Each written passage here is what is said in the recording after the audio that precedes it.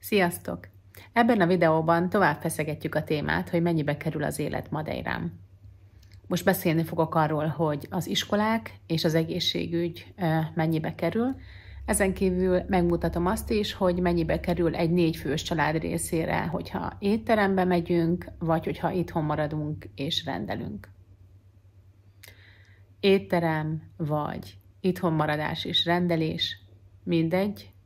A madeirai ételek nagyon finomak, nem éppen diétásak, úgyhogy nagyon könnyű meghízni. Úgyhogy ezzel vigyázzatok. Ez az első és legfontosabb tanácsom az ideköltözőknek, hogy ezzel nagyon kell vigyázni. Ne kövessétek a példámat, én belecsaptam a lecsóba, és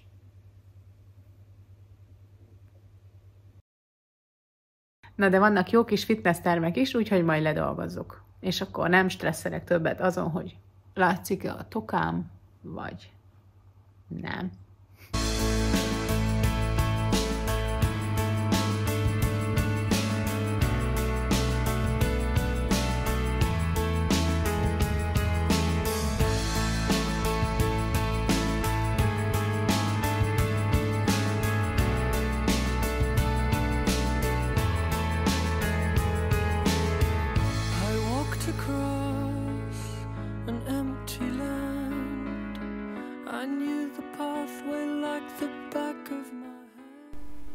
Ehhez a videóhoz most ezt a gyönyörű éttermet választottam, gyönyörű környezetben, ezek a virágok, az óceán a háttérben, nagyon tetszik ez a kis körforgalom, és ez egy középkategóriájú étterem, nem is a legolcsóbbak közé tartozik, viszont nem is túl drága, úgyhogy abszolút középkategória, majd meg tudom mutatni nektek a végén a számlát.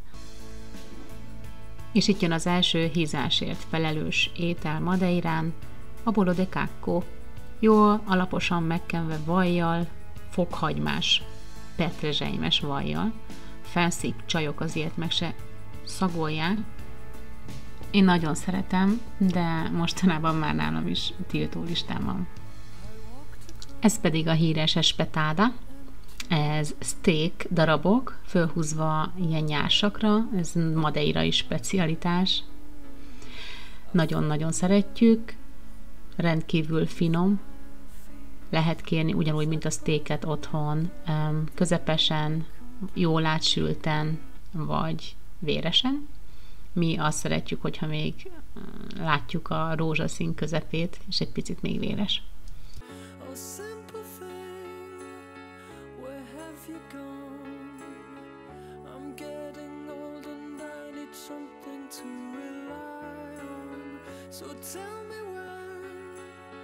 Gonna let me in. I'm getting tired and I need somewhere to begin. I came across a fallen tree. I felt the branches of it looking at me. Is this the place we used to love? Is this the place that I've been dreaming of?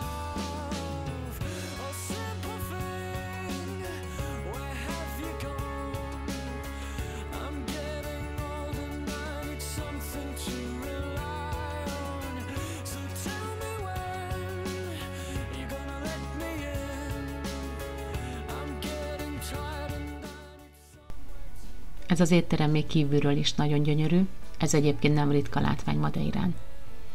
A számlához annyit hozzáfűznék, hogy a pizza teljesen felesleges volt, azért hagytam, hogy a lányom megrendelje, mert tudtam, hogy szuper vacsora lesz belőle, a pizzát mindig jól le lehet csomagoltatni, az egészet hazavittük, úgyhogy ebből a 76 euróból egy jó 20 eurót le lehet vonni körülbelül, és egy ilyen 55-60 euró között lehet megállapítani egy 4 főre egy átlagos étteremben az étkezés árát.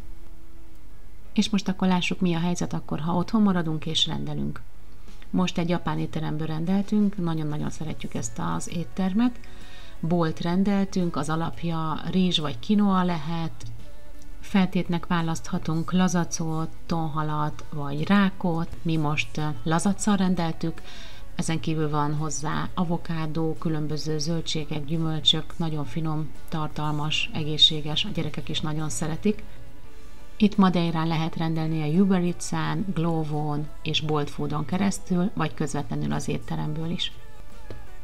Ez azért meglehetősen kényelmes, nem drágább, mint hogyha elmennénk étterembe, sokszor nem drágább, mint hogyha én főztem volna, főleg ha el kell ugrani 2 tojásért, és akkor biztos, hogy 2 megpakolt szekérre jövünk haza, mert valami akcióban van, és akkor abból veszünk 10, hogy betárazzunk, vagy ilyesmi. Úgyhogy mi nem vagyunk ellene a rendelésnek. És mint látjátok, ennek is van egészséges formája is.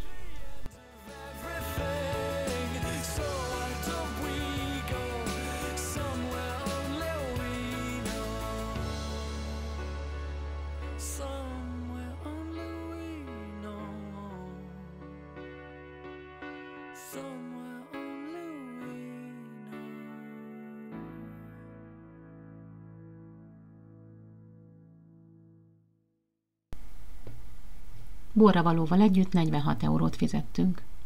És most, ahogy megígértem, beszélek nektek az iskolákról és az egészségügyről. Az első és legfontosabb leszögezni, hogy Madeirán, mint valószínűleg mindenhol a világon, az állami iskolák ingyenesek, nem kell fizetni érte, a privát iskolák viszont pénzbe kerülnek. Mi például egy nemzetközi iskolába járunk, ez nekünk 15 000 euróba kerül évente a 2 gyereknek körülbelül. És ez egy IB iskola, ennek utána lehet nézni, hogy ez mit jelent. Egy nemzetközi érettségit ad, angol nyelven folyik az oktatás, és ez nekünk nagyon fontos volt, miután a gyerekek Németországban nőttek fel, ott jártak iskolába, tökéletesen beszélnek anyanyelvi szinten németül. Úgy gondoltuk, hogy az angol legalább olyan fontos, és szerettük volna, hogyha olyan iskolába járnak, ahol az angol fejlődik elsősorban. Úgyhogy nekünk ezért az angol iskola, de vannak nagyon szuper portugál iskolák, akiknek a portugál nyelv az első, és Portugáliában képzelik el az életüket hosszú távon, azoknak mindenképpen a portugál iskolát ajánlom, nem kell érte semmit fizetni, és én csak jó dolgokat hallottam róla eddig. A tanárok kedvesek, ember-gyerekközeliek. Az én gyerekeimnek ez volt a legfurcsább a német iskola után, hogy megölelték őket, és kedvesek voltak. A németek is kedvesek, de nem így, ők távolságtartóak. Ott nem nyúlnak hozzá a gyerekhez, nem simogatják meg a fejét, nem fogják meg a kezét, nem ölelgetik meg, hogyha úgy szottyan kedvük. Itt igen.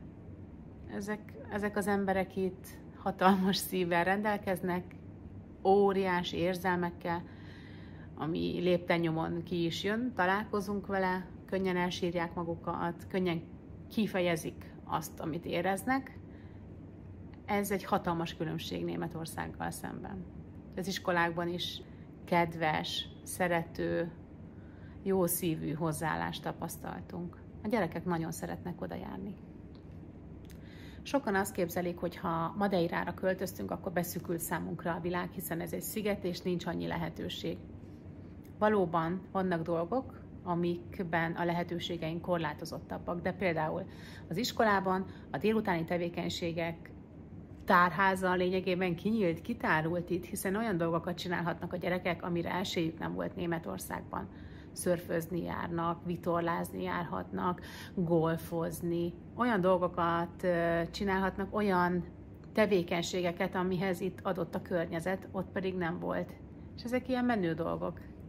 Az már csak egy plusz, hogy egész évben rövidnadrágban, pólóban járhatnak iskolába, és nem kell sálkesztyű, kabát, sapka, nem kell sötétben elindulni az iskolába, jéghidegben. Ez nem volt túl jó Hamburgban. Itt általában már úgy süt a nap az autópályán, amikor megyünk az iskola felé, hogy kisüti a szemünket, szóval nyoma sincs annak, hogy vaksötétben indul el a gyerek reggel iskolába, mint Hamburgban volt. De egyébként ott is nagyon-nagyon szerettünk ott élni. Annak is megvolt a maga előnye. Minden országnak megvan a maga szépsége, mindenhol meg lehet találni a jót. Nekünk semmi problémánk nem volt sem Magyarországon, sem Németországban. Bár Magyarországon én nem voltam anyaként én már Németországban kezdtem el, szóval ezeket a dolgokat nem tudom, de biztos vagyok benne, hogy mindenhol meg lehet találni a szépet, és mindenhol meg lehet találni, és mindenhol van is rossz és negatív dolog. A lényeg, hogy mire koncentrálunk. Az egészségüggyel hasonló a helyzet. Mehetsz privátba, és mehetsz az államiba. A privátba mész, az 55 euró egy vizitdíj általában, és hogyha ott extrákat kell csinálni, akkor az hozzáadódik. Itt Madeirán a legtöbben a partikulár kórházat ajánlják, ez egy privát kórház. Nekünk csak rossz tapasztalatunk volt a partikulárban, volt, hogy elfelejtettek olyan terminemet, olyan időpontomat, amire 6 hónapot vártam. És oda mentem 6 hónap múlva, és azt mondták, hogy nincs, mert valaki nem rögzítette fel. Ilyen dolgok egyébként előfordulnak itt Portugáliában, Madeirán legalábbis, azt gondolom, hogy egész Portugáliára jellemző, hogy egy kicsit linkebbek és kicsit könnyebben veszik a dolgokat, mint a németek. Ott ilyen elő nem fordulhatott volna. Ezen kívül egyéb rossz tapasztalataim is voltak, nem fogadták a gyereket, mert azt mondták, hogy már 10 perc múlva bezár az emergency, és menjünk az állami kórházba, vagy amikor Noelnak egy időben nagyon sokat vérzett az orra, 3-4-szer voltunk a partikulárban, 3-4-szer kifizetették velünk ezt a vizitdíjat, mindig mondták, hogy menjünk vissza 2-3 nap múlva, semmit nem csináltak, és egyszer vasárnap az állami emergency-re kellett menni, mert itt a partikulárban nincs hétvégén, és nem is 24 órás, és ott megvizsgálták kedre, tehát vasárnaphoz képest 2 napra, kedre kapott időpontot, és megműtötték, és azóta semmi baja nincsen. Én azóta megmondom őszintén, a lábam nem tettem be a partikulárba, nem megyek a privát kórházba, mert tökéletesen elégedett vagyok az állami kórháznak a szolgáltatásaival. Ha mégis korábbi időpontra van szükségem, akkor én a Hospital de Luz-ba megyek, ez egy szuper magánkórház, benne a belvárosban, ugyanúgy 55 euróba kerül egy vizitdíj, viszont van egy applikációjuk, amin keresztül nagyon könnyen tudok magamnak időpontot foglalni, ki tudom választani, hogy melyik osztályra szeretnék menni, melyik orvoshoz szeretnék menni, mikor van szabadidőpont, magamnak be tudom foglalni, hogy melyik időpontot kérem, és automatikusan meg van oldva, nem kell telefonálgatni, nem kell oda menni. Ezt nagyon-nagyon jónak találom, és emiatt én a Hospital de Luz-ba járok. De ami még ennél is sokkal jobb, hogy amikor a házunknak a biztonsági rendszerét felszereltettük, akkor ott volt egy olyan lehetőség, hogy ehhez a biztonsági csomaghoz jár egy orvosi szolgáltatás. És ez úgy néz ki, hogy kamerák vannak felszerelve a házra, 42 eurót fizetünk, azt hiszem, havonta érte, tehát folyamatosan figyelve van a ház, éjszakára be tudjuk, vagy hogyha elmegyünk itthonról, be tudjuk riasztani. Ha véletlenül reggel fölkelek és elfelejtem és kiengedem a kutyát anélkül, hogy kiriasztottam volna, akkor azonnal hívnak, hogy minden rendben van-e. És jár hozzá egy orvosi szolgáltatás, ami azt jelenti, hogy ha beteg a gyerek, akkor 10 euróért bármikor fölhívom őket, és kijönnek, és megvizsgálják, és ezek olyan dolgok, hogy beteg a gyerek, náthás, influenza, vagy a Covid, ezt le tudják itt is tesztelni, megvizsgálják, kap gyógyszert, kap igazolást az iskolába, és nekem ezért sehova nem kell mennem a beteg gyerekkel. Itthon várjuk, mesét nézünk, hogy megjöjjön az orvos. Ez nekem 10 eurót olyan szinten megér, főleg, hogyha oda mennék, és ott ülnék egész délelőtt a beteg gyerekkel, másik beteg gyerekek között, akkor 55 eurót kellene fizetnem, szóval ez szenzációs. Ezt mindenkinek ajánlom, akit érdekel, az keressen meg privátban. Összefoglalóan elmondható, hogy akár az oktatásról, akár az egészségügyről van szó,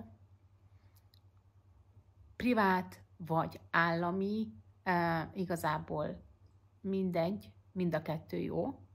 Annyi talán, hogy a privát egészségügyben hamarabb kapsz időpontot, de ugyanolyan szuperellátást biztosítanak. Igazából ugyanazok az orvosok dolgoznak a privát kórházakban, mint az államiban, és mindenki ki tudja választani, és a saját lehetőségeihez mérten eldönteni, hogy melyiket választja.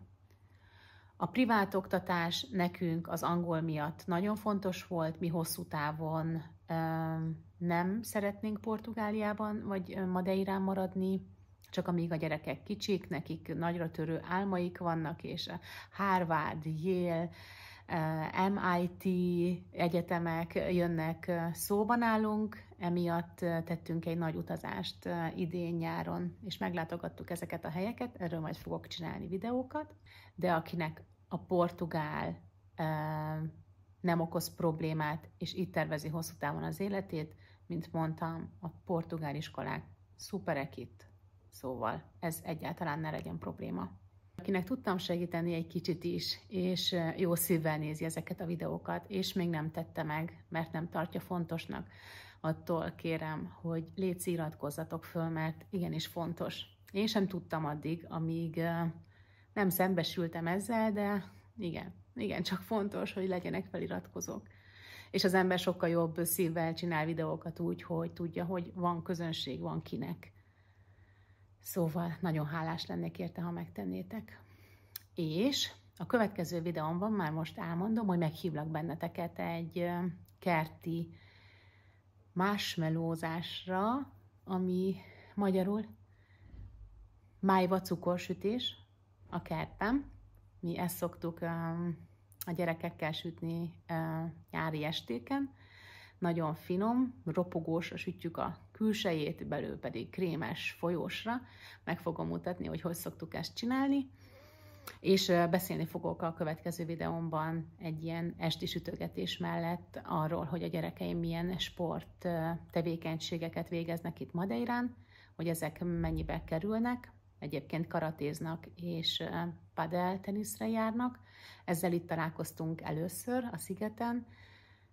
Csodálatos környezetben, friss levegőn, szuper edzővel, nagyon, nagyon elégedettek vagyunk úgy összességében itt mindennel. Úgyhogy várlak benneteket legközelebb is, tartsatok velem! Oh, simple thing, where have you gone? I'm getting old and I need something to rely on. So tell me when you're gonna let me in. I'm getting tired and I need somewhere to begin. I came across a Elmondjátok, mikor a legjobb a marshmallow? Amikor barna, amikor tűz van. Amikor barna és Amikor ropog a külseje, és külseje.